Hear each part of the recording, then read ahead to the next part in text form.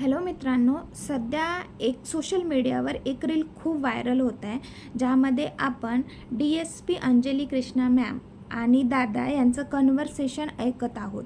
आणि या रीलमुळे सध्या राजकीय वर्तुळात बरीच खळबळ उडालेली आहे.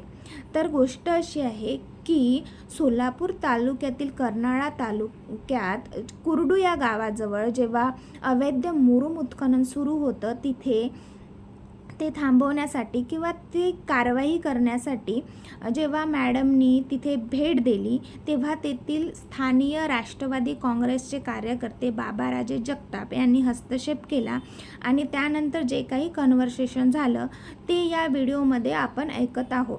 आणि आता सध्या राष्ट्रवादी काँग्रेसचे सदस्य अमोल मिटकरी साहेबांनी कृष्णा मॅमच्या कागदपत्रांच्या पडताळणीची मागणी केलेली आहे. तर मला फक्त एवढंच म्हणायचं होतं की जी ही मिटकरी साहेबांची मागणी आहे ती अगदी योग्यच आहे, कारण प्रशासनात जो कोणीही काम करतो तो पारदर्शक असायला हवाच.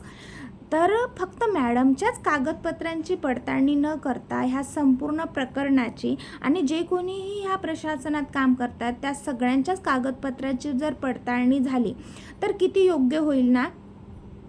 तुम्हाला काय वाटतं? बाकी तुम्ही समजदार आहातच.